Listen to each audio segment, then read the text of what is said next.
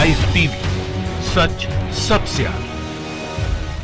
दोस्तों, मैं अब्बास हफीज हूं। बहुत सारे फैक्टर्स ऐसे हैं जो एनडीए की सरकार में रोड़ा बन चुके हैं। उनके रास्ता आसान नहीं है। अभी भी ये सरकार बनेगी नहीं बनेगी, ये एक शक के घेरे के अंदर आ चुका है। तेजस्वी यादव निरंतर मेहनत कर रहे हैं सरकार बनाने के लिए, और जितिन राम मांझी जी और वीआईपी के मुकेश सहनी, इन दो की जो भूमिका है वो बीजेपी और एनडीए के लिए भी संदेहास्पद हो रही है कि ये किस तरफ जाने वाले हैं। ये कुछ भी कह रहे हैं जबान से, लेकिन अंदर खाने से जो खबर निकल निकल के बाहर आ रही है, भयंकर प्रेशर पॉलिटिक्स का काम चल रहा है। भारी प्रेशर पॉलिटिक्स का काम चल रहा है। बड़े बड़े कैबिनेट पोर्टफोलियो की मांग की जा रही है हम पार्टी और वीआईपी की तरफ से। जो चार चार विधायक हैं कि बड़े पोर्टफोलियो हमें चाहिए, क्योंकि हमारे ही दम पे सरकार टिकी हुई है। अब इन सब को लेकर बहुत ही ज्यादा परेशानी के हालात बन चुके हैं। आप खुद देख लिए कि कैसे मांझी और वीआईपी के मुकेश सहनी खेल बिगाड़ रहे हैं। इसका सबसे बड़ा प्रमाण यह है कि ये ना तो सरकार के गठन की तारीख तय कर पा रहे हैं, ना तो मुख्यमंत्री का अनाउंस कर पा रहे हैं, घोषणा कर पा रहे हैं,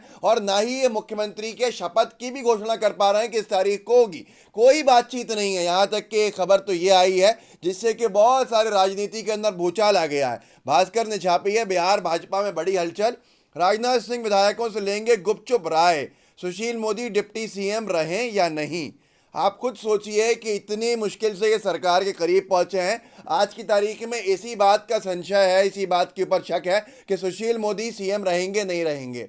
गृह मंत्रालय मांझी को देंगे या जो वित्त मंत्रालय है वो मुकेश सहनी को देंगे। डिप्टी सीएम की मांग भी अब उठने लगी है, क्योंकि एक तरफ मुकेश सहनी को ऑफर मिल चुका है डिप्टी सीएम का, ये उनको इनडायरेक्टली मिला है, लेकिन इसके लिए उनकी बार्गेन पावर जो है वो बहुत ऊपर जा चुकी है। और तेजस्वी यादव और आरजेडी की जो मीटिंग हुई थी, जो कांग्रेस आरजेडी गठबंधन की मीटिंग हुई थी, उसमें ये खबर भी छपी थी, सरकार बनाने की कवायद भी तेज। राजद विधायक ललित यादव ने यह भी कहा कि हम दीपावली भी मनाएंगे और छठ भी। इसका मतलब यह है कि सरकार बनाने की कवायद हार के बावजूद महागठबंधन में तेज है।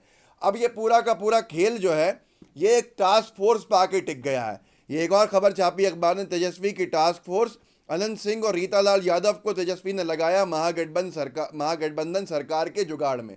मतलब इतना कम मैंडेट है कि इनकी सरकार बनना तो वैसे ही मुश्किल हो गया था, और अब ये छोटे राजनीतिक दल जो इन पर प्रेशर बना रहे हैं, जिस तरह से जितिन राम मांझी ने कह दिया कि नीतीश कुमार की सरकार में कोई मंत्रालय नहीं चाहिए, और उनकी पुरानी लड़ाई भी है, लड़ाई को पूरा करने का समय भी उनको लगता है हो गया, दिख रहा होगा। नीतीश कुमार सरकार की स्थिरता पे जताया शक संजय राउत जी ने कहा है कि एनडीए का बहुमत बहुत मामूली है और कुछ भी हो सकता है। ये मैं आपसे बहुत पहले से कह रहा हूं। आप खुद देख लीजिए कि क्या हुआ था। पहले आपको मालूम ही है, नीतीश कुमार जी ने मुख्यमंत्री के पद से हटाया था जितिन राम मांझी जी को। अब जितिन राम मांझी जी जो हैं वो अपना बदला पूरा ले कर सकते हैं नीतीश कुमार को मुख्यमंत्री की कुर्सी से दूर रख के।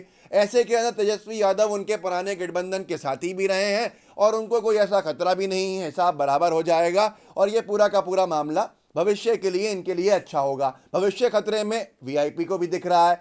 मुकेश सहनी जो है वो आरक्षण विरोधी कहते आए बीजेपी को, और अब वो आरक्षण विरोधियों के साथ खड़े हुए हैं। आरक्षण विरोधियों के साथ रहेंगे तो उनका भविष्य अंधकार के अंदर आ जाएगा। वैसे ही वो अपनी सीट इस बार हार गए हैं, उनके 4 विधायक जरूर जीत कर आ गए हैं। तो ये सारी की सारी परेशानियां जो हैं ये एनडीए के गठबंधन को कमजोर पे कमजोर करी जा रही हैं। कोई भरोसा नहीं है कि कुछ ही दिन के अंदर आपको एक बड़ी खबर मिले कि एनडीए की सरकार नहीं बन पा रही, इन लोगों ने साथ छोड़ दिया। अब यहाँ पर नीतीश कुमार साहब का सीएम बनना भी डाउटफुल हो गया है। डाउटफुल क्यों हुआ है कि जब पहले से तय था कि इनकी ही सरकार एनडीए की सरकार के यही मुख्यमंत्री होंगे, तो अब नीतीश कुमार जी पत्रकारों से क्यों कह रहे हैं कि एनडीए तय करेगा कि कौन मुख्यमंत्री होगा, कि कौन मुख्यमंत्री का पद का दावेदार है। मैंने तो किया ही नहीं दावा। तो ये सारी चीज़ें किस तरफ इशारा कर रही हैं? इसी तरफ इशारा कर रही हैं कि एनडीए के अंदर कंसेंसस नहीं है। एनडीए जो 3 विधायक ज़्यादा लाने में सफल हुई है किसी भी तरीके से बहुमत से आगे, तो वो एनडीए बहुत मुश्किलों के अंदर है। किसको क्या बनाएगी, किसको नहीं बनाएगी। एमआईएम का खामोश बैठना बीजेपी को, जेडीयू को सता रहा है कि वो सीमांचल के लिए कहीं राजद गठबंधन में कांग्रेस राजद के साथ नहीं चले जाएं, समर्थन देखे कि भाई हमारे काम यहाँ के होने चाहिए। वो पहले भी अपनी इच्छा जाहिर कर चुके हैं कि हम गठबंधन का हिस्सा होना चाहते थे, चुनाव से पहले लिया नहीं गया। अब वो 5 विधायक उनके हैं। ये सारी की सारी चीज़ें ये एक तरफ बता रही हैं कि गठबंधन एनडीए का सरकार बनाने के रास्ते में बहुत सारे पत्थरों को हटाता फिर रहा है। और ये भी है कि तेजस्वी यादव ने खुद ही कह दिया, उनकी पार्टी के एमएलएज ने, कि दिवाली और छठ हम मनाएंगे। तो ये सारी चीज़ें किस और इशारा करती हैं, आपको समझना होगा। जितिन राम मांझी का बदला नीतीश कुमार जी से, जब नीतीश कुमार जी ने अपमानित करके उनको मुख्यमंत्री की कुर्सी से हटाया था, जिस वजह से उन्होंने पार्टी बनाई, अब वो नीतीश कुमार जी को मुख्यमंत्री की कुर्सी से दूर रखने के लिए क्या कर सकते हैं, ये आपको आने वाला समय बताएगा। मुकेश सहनी का भविष्य अंधकार के अंदर दिखना, चुनाव खुद की सीट पर से हार गए, 4 विधायक आए हैं, अगर आरक्षण विरोधियों के साथ खड़े हो जाएंगे, सत्ता में चले जाएंगे तो क्या होगा इनका हाल, ये भी समझना आपको खुद पड़ेगा। मुख्यमंत्री की शपथ की तारीख तय नहीं कर पाना, मुख्यमंत्री की नाम की घोषणा नहीं कर पाना एनडीए का, ये सारी की सारी चीज़ें, कैबिनेट के ऊपर कोई चर्चा नहीं होना, किसको क्या मिलेगा, सरकार गठन के ऊपर कोई चर्चा नहीं होना, ये सारी की सारी चीज़ें कहीं इशारा कर रही हैं, आपको समझना होगा। 109 विधायकों ने अपना वोट जो दिया है तेजस्वी यादव को लीडर मानने के लिए दिया है।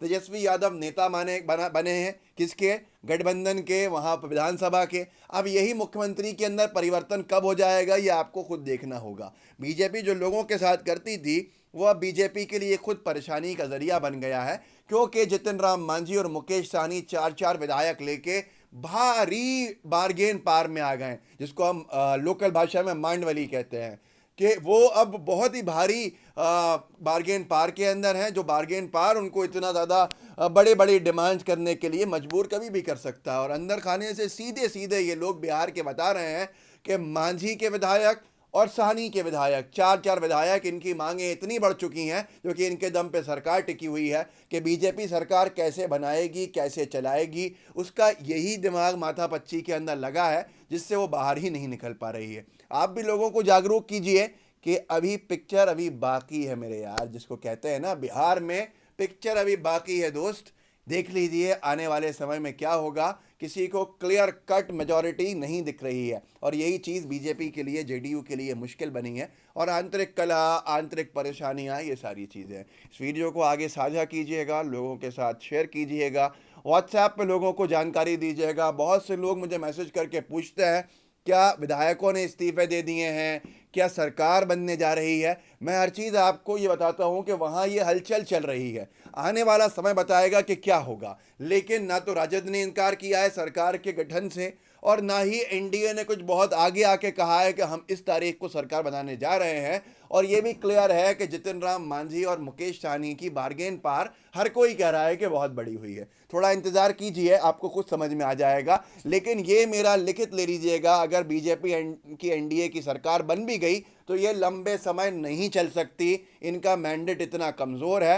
ये डर्टी पॉलिटिक्स की तरफ बिहार में बढ़ नहीं सकते कि विधायकों के इस्तीफे कराएं दूसरे पार्टी के, दूसरे अलायंस के। तो आने वाला समय बहुत ही ज़्यादा घातक है भाजपा और जेडीयू के लिए। लाइव टीवी का बेल आइकन ज़रूर दबाइएगा। फेसबुक पे देख रहे हैं तो फेसबुक के पेज को लाइक कीजिएगा, फॉलो कीजिएगा। जुड़े रहिए। जय हिंद, जय भारत। लाइव टीवी, सच सबसे आगे।